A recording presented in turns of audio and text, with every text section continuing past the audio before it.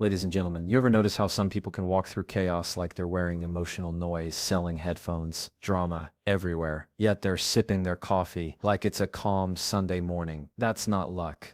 And it's not ignorance, it's a skill. And once you have it, you stop being at the mercy of every loud opinion, bad mood, or petty jab that comes your way. Today, I'm going to give you 6 powerful moves that make you unshakable in any situation so you can carry yourself with confidence, clarity, and zero unnecessary stress. When you control the first reaction, you take away the other person's biggest advantage over you, your impulsive emotions. Most people react instantly without giving their mind even 2 seconds to process what's actually happening. That's how arguments escalate. That's how situations spiral. And that's how you end up regretting something you said in the heat of the moment. But when you slow it down, when you make the choice to pause instead of pounce, you create a small pocket of power that completely changes the outcome. That first reaction is the front door to your emotional state. And if you let anyone walk in without knocking, you're letting them rearrange the furniture in your mind. You protect that door by deciding nothing gets in until I've checked it. In that pause, you're not just staying silent, you're taking control of the whole conversation before it even starts. You can see the tone of their words, the energy behind their face, and the intention behind their approach. You can decide if they're even worth responding to. You can choose to answer calmly, ask a question, or give them nothing at all. Most people think that silence is weakness, but in reality, silence, when you own it, can be louder than shouting. It makes the other person realize you're not going to play their game on their timing. And the moment they notice you're not reacting the way they expected, the entire dynamic shifts in your favor. It also helps you separate the situation from your identity. If someone says something insulting or tries to trigger you, your body wants to react like it's a personal attack you must defend instantly. But when you control the first reaction, you're telling yourself, this isn't about me, it's about what's happening right now. That mental separation is like an emotional seatbelt. It keeps you from flying through the windshield of your feelings just because someone slammed the brakes. You start to see that most people's behavior is a reflection of their own issues, not a measure of your worth. Another reason controlling your first reaction works is because it disarms the emotional traps people set, whether they realize it or not. When someone comes at you with negativity, they often expect you to match their energy. That's how they drag you into their storm. But when you refuse to give them that satisfaction, they lose the ability to steer the conversation. You're not playing defense anymore. You're setting the terms. That's when you go from being reactive to being strategic. And that shift changes everything. This move also builds your reputation over time. People will notice that you're not easy to provoke, that you think before you speak, and that you keep your cool when others lose theirs. And here's the thing, when you earn that reputation, people start approaching you differently. They know they can't bait you, so they either come at you respectfully or not at all. You start attracting calmer, more level-headed conversations, simply because your presence demands it. But it's not just about how others see you, it's about how you see yourself. Every time you control your first reaction, you're proving to yourself that you can rise above the urge to be reactive. You're reinforcing the idea that you're in charge of your emotions, not the other way around. That kind of self-respect builds a quiet confidence that no one can take away from you. It's not loud, it's not showy, but it's powerful. You become that person who can sit in the middle of a storm and still think clearly, still choose wisely, still act with intention instead of impulse. And the truth is, this doesn't happen overnight. Controlling your first reaction is like training a muscle. It takes repetition, it takes awareness, and it takes the humility to admit when you've let your emotions run ahead of you. But the more you practice, the more natural it becomes. Eventually, pausing before you react won't feel like holding back. It'll feel like taking a breath before you own the moment completely. Mastering your breathing before speaking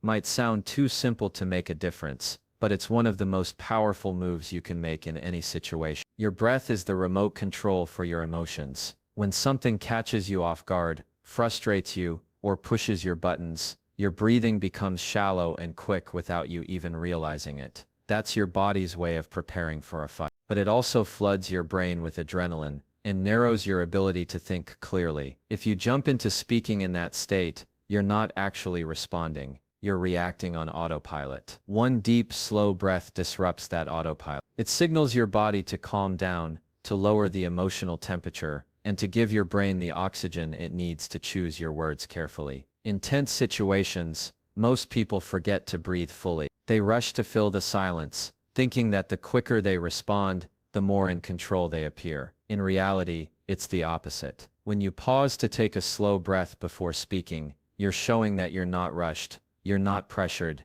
and you're not easily thrown off balance. That pause communicates more than your words ever could. It tells everyone watching that you're steady, deliberate, and confident enough to take your time. This is why some of the calmest people in heated conversations look like they're moving in slow motion. They've learned that controlling their breath is controlling the pace of the interaction. Breathing also gives you a hidden advantage. It creates a natural gap between the stimulus and your response. In that small space, you can ask yourself, what's my intention here? And how do I want this to land? That's a completely different mindset than firing back in the heat of the moment. You go from defending yourself to directing the conversation, and when you respond from a place of control rather than panic, your words carry more weight. People listen differently when they feel your calmness in the room. Another benefit of mastering your breathing is how it physically affects your voice. Rapid, shallow breathing makes your voice tighter and higher pitched, which can make you sound defensive or nervous. Slow, deep breathing grounds your tone,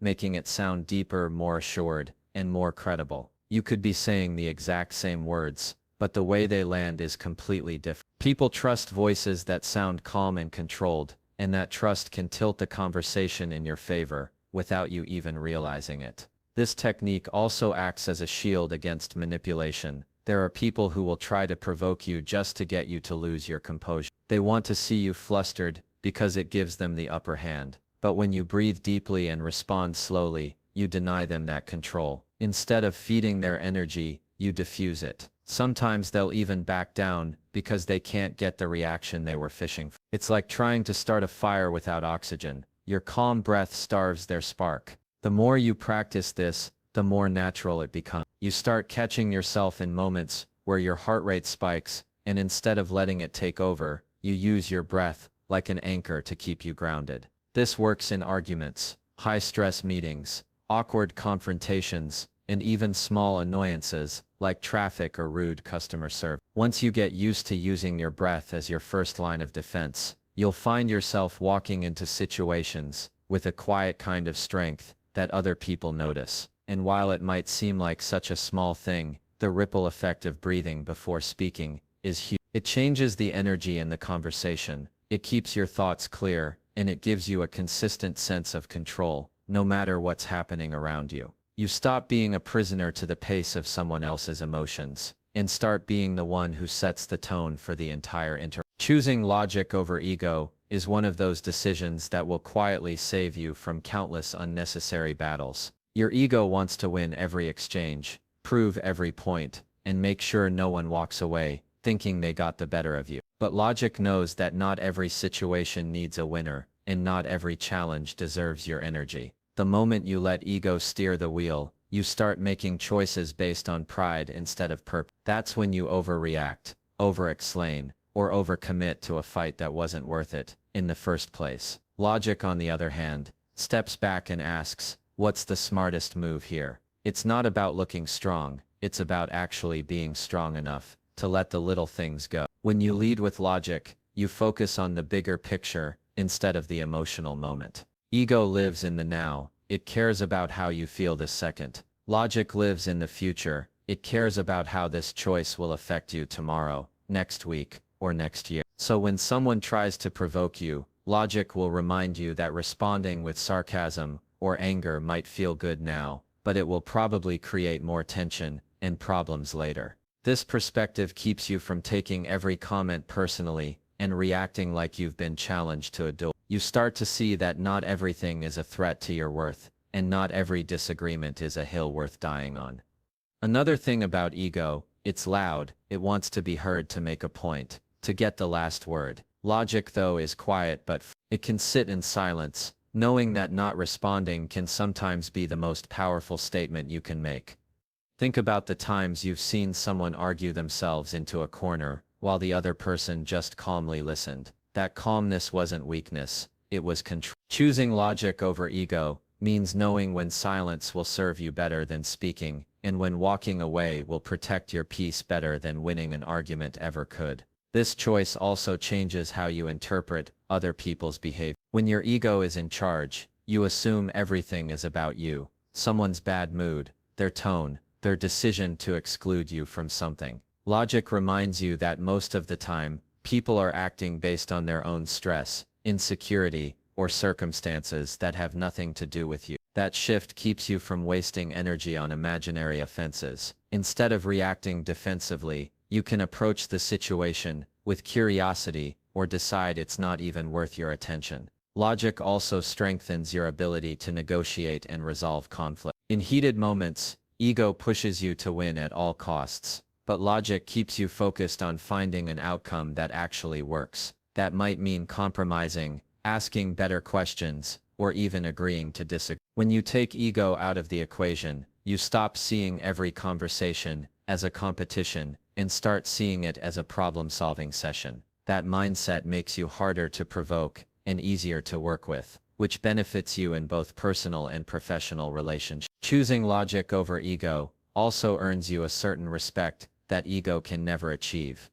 People notice when you don't take the bait, when you're not easily flustered, and when you can disagree without turning it into a spectacle. That composure sends a message that you're not controlled by your emotions, and that makes you more credible. Over time, this reputation becomes a protective shield. Fewer people will even try to drag you into drama, because they know it won't work. The truth is, ego thrives on short-term wins, but logic thrives on long-term peace. When you train yourself to pick logic, you start making decisions that protect your time, your energy, and your reputation. You stop letting other people's behavior dictate your mood, and you gain the freedom to move through situations without feeling like you have something to prove. That freedom is what makes you truly unbothered, because your self-worth no longer depends on the outcome of every little interaction. Keeping your tone calm but firm is like holding a steady hand in a storm. It doesn't just steady you, it steadies the entire conversation. People often underestimate how much tone shapes the outcome of an interaction. You can say the exact same words, but if they're delivered with aggression, they'll trigger defensiveness, and if they're delivered too softly, they might be ignored altogether. A calm but firm tone strikes the perfect balance. It shows you're in control, you're not rattled, and you mean what you say. This isn't about being robotic or emotionless. It's about communicating in a way that commands respect without sparking unnecessary conflict. When you keep your tone calm, you signal to the other person that you're not here to fight, you're here to address the matter at hand. This lowers their defenses, because people instinctively mirror the emotional energy they're receiving. If you come in hot, they'll match your heat. But if you come in steady, they're more likely to meet you there. The firmness, however, ensures they know you're not being passive. It tells them, I'm listening, I'm present, and I'm not going to be pushed around. This combination makes it harder for someone to steamroll you, while also making it harder for them to justify hostility toward you. One of the key benefits of this approach is how it buys you time. A calm, deliberate tone slows the pace of the conversation. It keeps things from escalating, and that extra breathing room allows you to think clearly and choose your words wisely. This is especially important when emotions are running high. Instead of blurting out something you might regret, you have space to respond with precision. That's the kind of control that turns potential arguments into constructive discussions, or at the very least prevents them from becoming bigger than they need to be. A calm but firm tone also makes you harder to manipulate. Some people will try to throw you off balance by raising their voice, cutting you off, or injecting sarcasm into the conversation. They're testing to see if you'll get flustered, if you'll lose your composure. But when you maintain your tone, you show them that their tactics don't work on you. You're not matching their chaos, you're holding your ground in your own way. This makes it clear that if they want to be heard, they have to meet you on your level. This skill also works wonders for setting boundaries. You can say no in a way that's aggressive and invites pushback, or you can say no in a way that's calm, firm, and final. The second way leaves very little room for argument, because it communicates that your decision isn't emotional, it's intentional. People tend to respect boundaries more when they're delivered in this manner, because it doesn't feel like you're lashing out, but it's also obvious that you're not open to negotiation. Another advantage is the way this approach impacts your reputation. People remember how you make them feel, and a calm but firm tone leaves an impression of steadiness and self-control. Over time, you'll find that others start approaching you more respectfully because they know they can't provoke you into yelling, but they also know you won't let them walk all over you. That kind of presence draws a different kind of more respectful, more thoughtful, and often more productive. The beauty of a calm but firm tone is that it doesn't just serve you in conflict. It works everywhere. Whether you're giving feedback, negotiating, setting boundaries, or even disagreeing with someone you care about, this tone creates an environment where the conversation can stay focused and solutions can actually be found. It allows you to protect your peace while still making sure your point is heard loud and clear without ever having to raise your voice. Walking away without guilt is one of the most liberating skills you can develop, because it teaches you that not every situation requires your continued presence, your explanation, or your energy. Many people stay in conversations, arguments, or environments far longer than they should because they feel an obligation to prove a point or resolve things in the moment. But sometimes the most powerful move you can make is to simply remove yourself, not out of weakness, but out of the understanding that your peace is more valuable than your participation. It's the realization that you don't have to stand in the middle of someone else's storm just to prove you're strong enough to handle it. When you walk away, you're not saying the other person has won, you're saying you've decided not to play the game.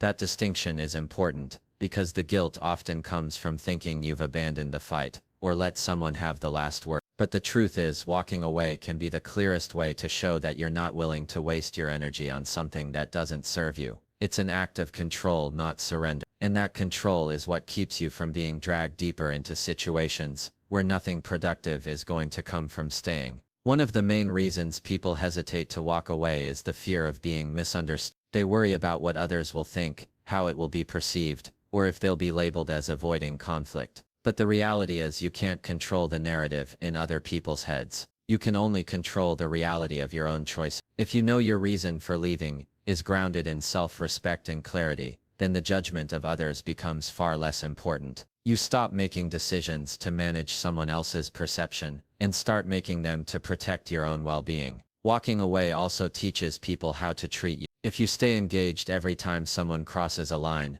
they'll learn that your boundaries are negotiable. But if you calmly remove yourself when the line is crossed, you send a very clear message that you won't entertain certain behaviors. And over time, people adjust. Those who value your presence will respect your boundaries, and those who don't will eventually lose access to your time and attention. Either way, you're creating space for healthier interactions to replace the toxic ones. This skill is especially powerful in emotional traps. There are people who thrive on drawing you into endless cycles of debate, criticism, or drama, because it feeds their need for control or validation. If you stay, you're giving them exactly what they want. But when you walk away, you cut off their support. They can't get the emotional reaction they're looking for, and without that, the game ends. That's why walking away is not just about protecting yourself. It's also about refusing to fuel the behaviors you don't want to see more of. It's important to recognize that walking away doesn't always mean physically leaving. Sometimes it's about disengaging mentally and emotionally, while still being present. You can be in the same room, or on the same call, but choose not to invest your energy in the conflict. You stop feeding it with your attention, and in doing so, you take away its power over you. This mental form of walking away is often just as effective as physically removing yourself, especially when leaving isn't an immediate option. The more you practice walking away without guilt, the more natural it becomes to prioritize your peace over your pride. You stop seeing it as running from a fight, and start seeing it as choosing where to place your energy. And once you understand that not everything deserves your presence, you become much harder to pull into situations that drain you. You carry yourself with a quiet confidence, knowing you can stand your ground when it matters. But you're also wise enough to step back when staying would cost more than it's worth.